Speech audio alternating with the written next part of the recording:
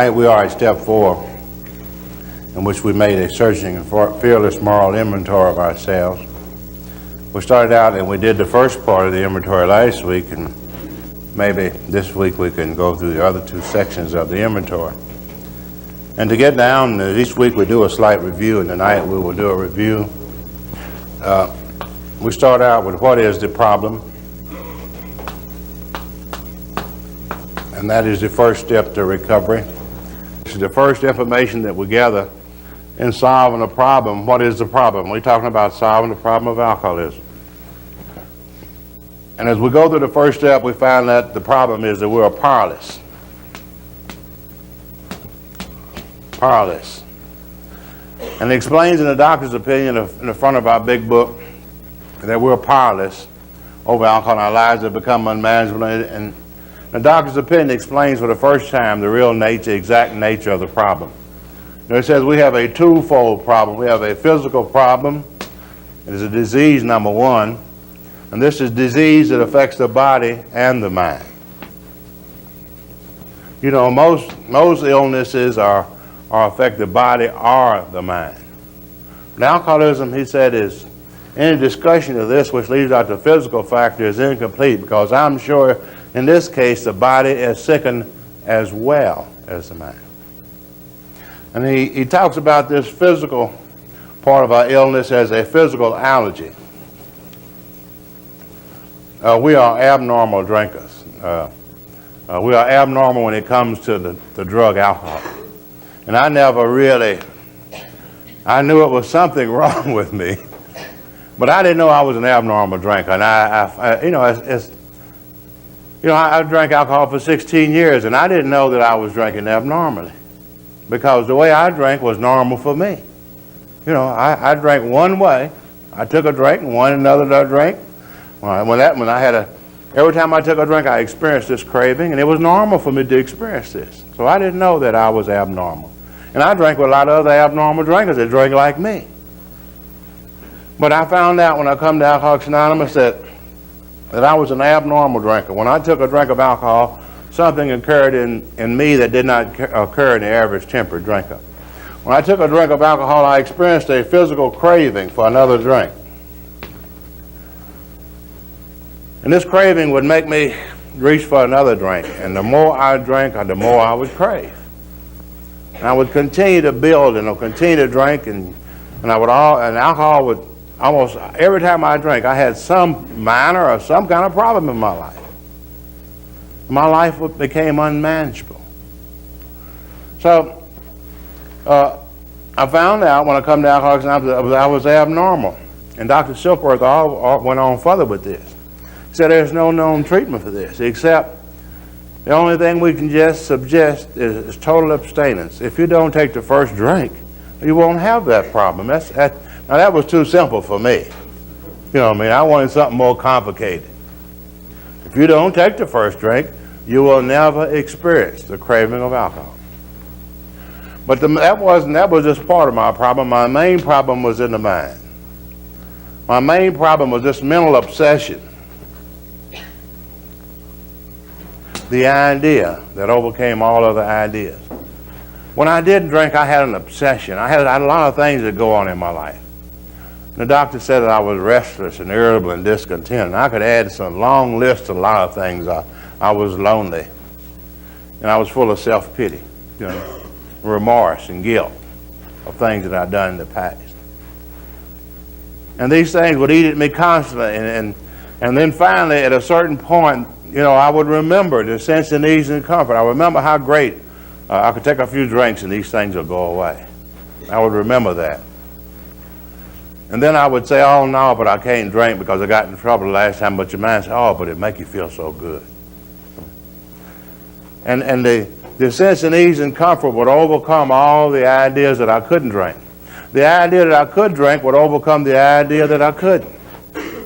And I would reach over. This obsession would make me take a few drinks. And as soon as I took a few drinks, those few drinks would trigger the craving in my body. And the craving would make me take another drink and another drink. And I would go through the well-known spree, and I'd get in a lot of trouble. As soon as I got out of trouble, I would go around for a few days, a few weeks, and And I say, I'm through with that stuff. And this thing would build up again. The obsession would be triggered again, and I would reach over and take a few drinks. So this vicious cycle was setting, and I was really, I was in a trap, and I really didn't know the exact nature of the trap I was in. And I think I'm very blessed as an alcoholic, because most alcoholics will die or become a victim of the disease of alcoholism before they even realize what's going on in their lives. But once we see this, that we are powerless, then the second step talks about a solution. There is a solution to this problem. And quite obvious, if your problem is powerless, it's from this first step that we extract the second step. This is why we have to have the first step. We have to have the information of the first step in order to find the second step. If your problem is powerless, then your solution will come from over here. Your solution will be power, obviously. And since we don't know anything about the physical allergy to alcohol, then the power would have to probably work within the mind. And he talks about if this power, by the use of this power, if we could bring about some personality changes, efficient to recover. We wouldn't restless, irritable, and discontent. We wouldn't feel full of guilt and remorse and shame all the time. Then we would never have to remember the sense of ease and comfort that would come at once by taking a few drinks. Therefore, we would never take the first drink. And if we never took the first drink, we would never set off the physical craving in our bodies. So we believe that the solution is in the mind. Therefore, came to believe that a power greater than ourselves can restore us to sanity. We can become whole, what sanity means. Now, if this is the problem and this is the solution, then the main purpose, the main proposition here then is obvious. If the problem is powerless and the solution is power, then the main thing would be how to find that power. How do we find that power? That's the main purpose of the program. So we have 10 steps, a little 10-step program left. We have steps 3 through 12, which is a plan to find that power. And it never fails. It says, we've never seen anybody that it give us these directions or suggestions which we look at. And if we would take these steps, then these steps will produce that power which is within, which will solve the problem. So we began the recovery program, or the process at step 3, when we made a decision. And, as we said, the first 2 steps brought us into step 3. And the step 3 was to decide which of these we wanted. Decision means to cut facts in two. And once we obviously, between the two, we took the power. We made a decision to turn our will and our eyes over to care of this God as we understand. Now we had to go to work in the next step, step 4, to carry out this decision. And the next step, after step 3, is to find the things within us that block us off from this power. Now, we alcoholics are, our book said we are selfish and self-centered people. What that really means, I guess, we just really screwed up. That's what it really means. We alcoholics, we're full of self. My friend Mel was shared something last night. I'd have to share this with you. Nothing is original for me. And he was telling me last night, we were talking about this Amish poem. It just really struck me. It sure fits us as alcoholics. And this guy, this old Amish, he was praying to God, and he said something to God, it seems like everything in this world is strange, except me and thee. And sometimes, God, thee a little. I love that. That's the way it looked to me all the time. But as we, what is within us that blocks us off from God? And then, to us, at times we say God doesn't exist. It's seemingly like in the alcoholic's life that there is no God, and God does not exist. Because there's so much within us that totally blocks us from the great creator of this universe. The whole thing that we're shut off from it by the things that are within us. So this decision, step 3, is just a decision to do this. Now we have to go to work to identify these things that block us off. They're keeping us from carrying out the decision in step 3. And we begin the inventory process as we did last week. And it's very simple if we look at the big book on what the inventory is all about. The inventory is to identify the things within us. And our grosser handicaps is what we're going to start with. The things that block us off from God. No, God is within each and every human being. And He's going to have to work through our minds and into our lives. And the only way God cannot come into our minds, because our minds are filled with a lot of garbage. God can't direct a mind that's full of resentment, full of fear, full of conflict with other people. But we made this decision. Now we've got to go to work to take an inventory. We're going to look within our minds, that's ourselves, because today I am what I think. In fact, I can be no more than the thoughts that go through my mind. That scares me sometimes, but I can be no more than the thoughts that go through my mind. So and it talks about a stock in trade. We're going to inventory the stock in trade. We're going to inventory me.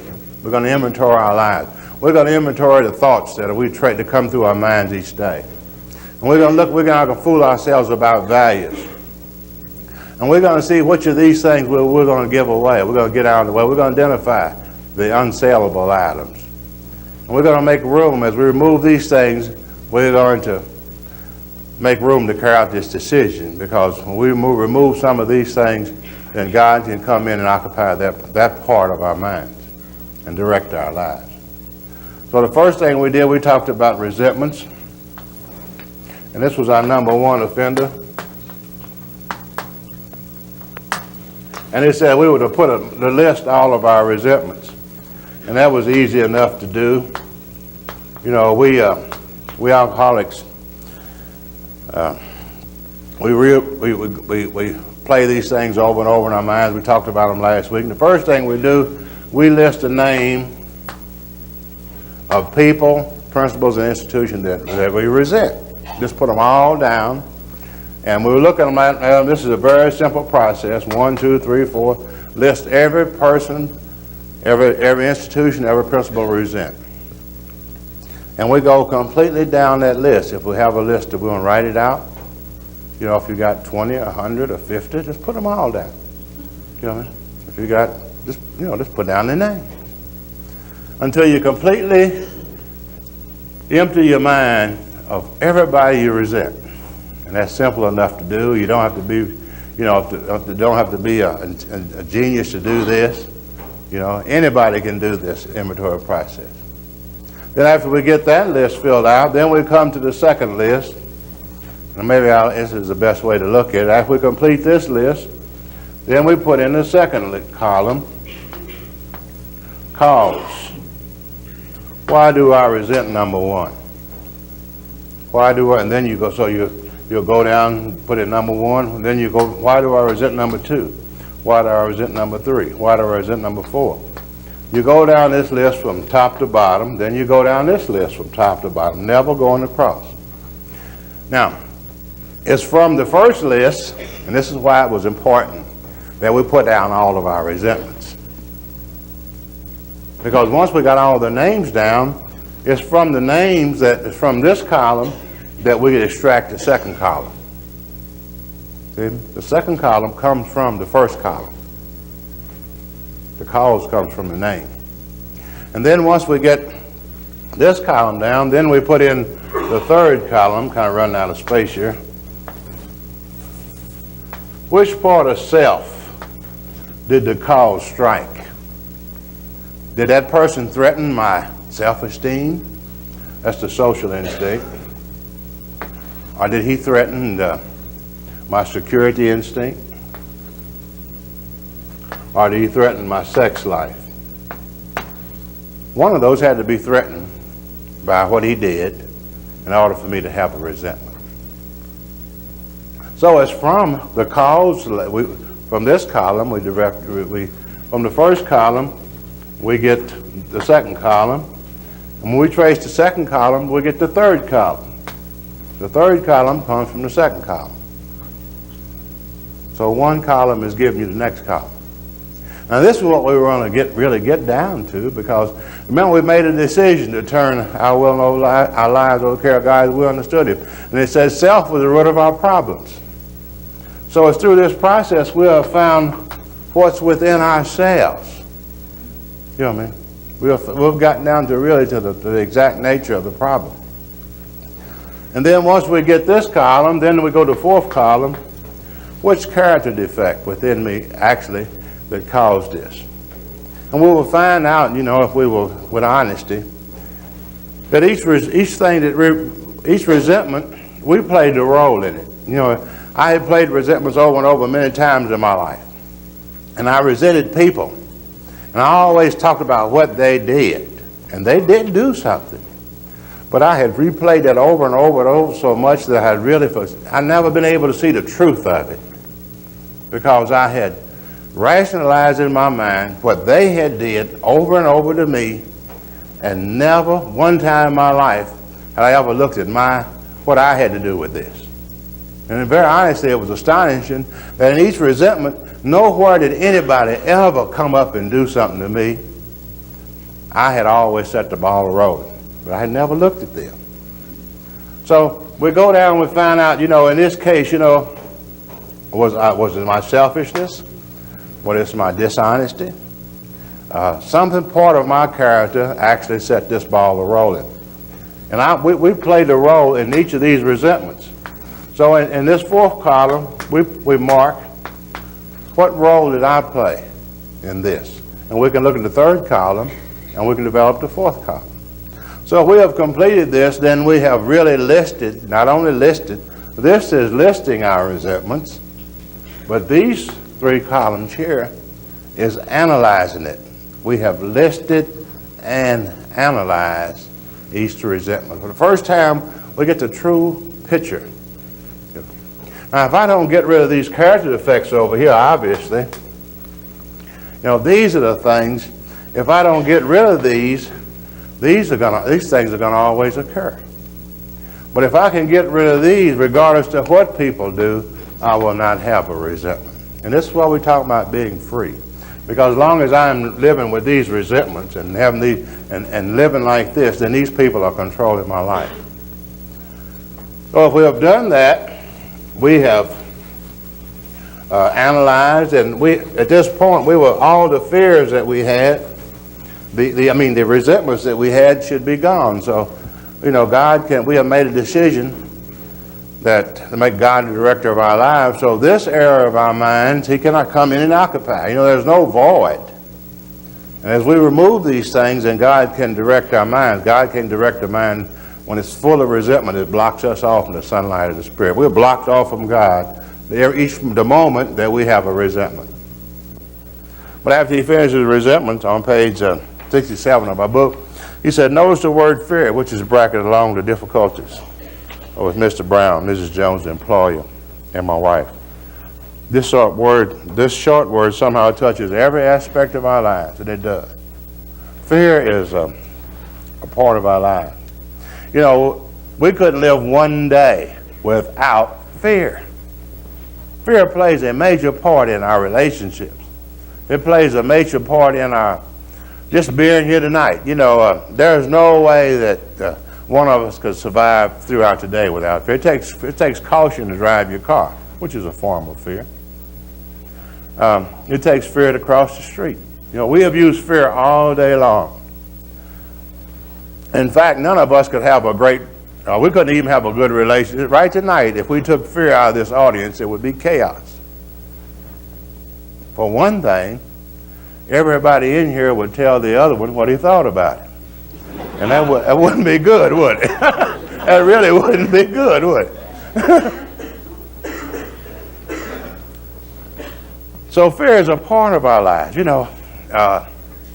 I never really understood it. I understood, we men, we are machos. We're not supposed to have it. Now, it's natural now, but you're not supposed to have it. When I was a kid, they told me growing up, I don't know how it was. I got one night probably. They say, you shouldn't be scared of the dark. You're grown now. And now I really got a problem. See, first I was scared of the dark. Now I got another fear. I ain't supposed to have it, so I can't tell them I got it. See what I mean? So they really created a problem for me. But it is a part of our lives. It is fear plays a useful role like resentment. Fear protects us. It produces a caution to slow us down to get into things. Fear is a vital part of our lives up to a certain point, and then it becomes destructive. And nobody's perfect with it. So it's a part of our lives, but then how do we control it? I'll use the illustration all the time about I have some negative. Fear is a negative indicator that probably should trigger some actions in you. When a negative indicator goes off, that means you need to take some actions. Just like on my automobile, I have some red lights on the dashboard. And they are negative indicators. And when one of those red lights come on, says the engine is hot, then that means I have to stop and get some water or do something about it to keep from destroying the engine. They really protect the car. And when the negative indicator comes on, there's certain actions that you need to take. Now, but if this negative indicator is out of whack and it's coming on and there's nothing wrong, then that's a problem for you. It's false. It's projecting false things and you're reacting to something there's nothing to do. And this is what happens to the alcoholic. His red lights just come on all the time. And he drives his car down the street. Now, most people drive the car down the street looking out the windshield. He drives the car down the road looking at the red lights. And we alcoholics, and it's a time in our life we've been driven by these things, and now it's time to stop and list these fears and analyze them and see if they're real. Because we're reacting to them whether they're real or false. They're dominating our lives. For the first time, we're going to look at them and see if they're real. And this is what the process of the inventory is all about. And to do that, we have to get them down on paper. List and analyze them. And so I had to list and analyze these fears. And he tells us exactly in the big book, if we study our book, how to do this. Very simple process in the big book. He said we reviewed our fears and we put them on paper. We put down the things we were fearful of. Just make a list, I fear, the internal revenue and whatever we fear. We fear a lot of things, our boss, other people, institutions. And this lists everything that we fear. And we're not going to try to figure out why. We just put them down, all the fears that we have. And once we complete this, then we have a list of the things, people, persons, and institutions that we fear. Then we come to the next column and we put down the cause. Why do I fear that? And if we don't know, just put down, I don't know. We're going to try to analyze ourselves. So I fear that because my mother set me on the pot back. Which, we're not going to try to psychoanalyze ourselves. Just put down, I don't know. A lot of these fears, we don't know why we got them. But just put them down. Like a guy said, I fear high places. I said, hell, ain't nothing wrong with that. That's natural. You ain't got no wings. You're supposed to fear high places. Okay, so the next thing we come to the third column. Now this is very revealing. This is why we could self. And we said self is made up of our social instincts. Remember that. Our self-esteem, our personal relationships, our prides, our companionship, which make up our social instincts. Self is made up also of our security instincts, the second column. And they're all S's, by the way. That's very peculiar. Social security, sex, that don't really go. But then our security instincts, materially and emotionally. Now, then we have our sex instinct. Now, in order for us to have a fear, it's real simple. In order for me to have a fear, because one of the fear has to affect one part of self. Does it threaten my self-esteem?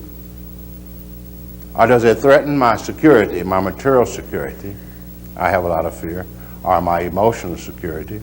Or does it threaten my sex life? It has to threaten one of these in order for me to have fear. So which part of self was threatened? And we checked the cause, and the cause produced, and we put an X in here, whichever part, and sometimes it's a combination. Which part of self was threatened? This is why we have this fear. And then we go to ourselves. Then we come to our character defect, column 4. Which character defect within us it has a play in this fear? Was it dishonesty? A lot of times the things I feared, say I fear the IRS. We all do. Because I cheated on my tax return, right? Which part of a self caused this? Well, material security. I wanted that money. Which character defect was involved? Dishonesty. Okay. So I had this fear all my life. But did not I set the ball rolling? If it wasn't for the character defect, I wouldn't have had this wouldn't have happened, and I would have never had the fear. So didn't I set the ball rolling? I found in most of the fears, the main problem was right over here in the character defect. This was the thing that I had feared all my life. In the same way we said in resentments, there's certain people over here on our resentment list that we resented, and we found out after we saw that our role was involved with dishonesty, we actually owe these people an amends. And the same way about the IRS. Instead of me fearing them, I owe them amends for my dishonesty. And we look at that in a different light. And we'll find out as we go down this list and make this list, we'll find out that most of step 8, a lot of the lists on step 8 is going to be the same things with the fears. These are going to be things that we were involved in. It says we reviewed our fears thoroughly, we put them on paper. We asked ourselves why we had them. It's the second column. And it wasn't because self-reliance failed us. And so which part of self was involved? And we go through these things and analyze them. And it says, after we have done these things and analyzed these things, we get rid of most of these fears. And then we have fears that seem to stay, just like the resentment, some of those deep-seated resentments. And he tells us how to get rid of those in our book. He says, we trust God. We never apologize for God. We let him demonstrate through us what he can do. And then we have these prayers that stay. He said we pray about them. We asked him to remove our fears and to direct our attention to what he would have us be. At once we commenced to outgrow fear.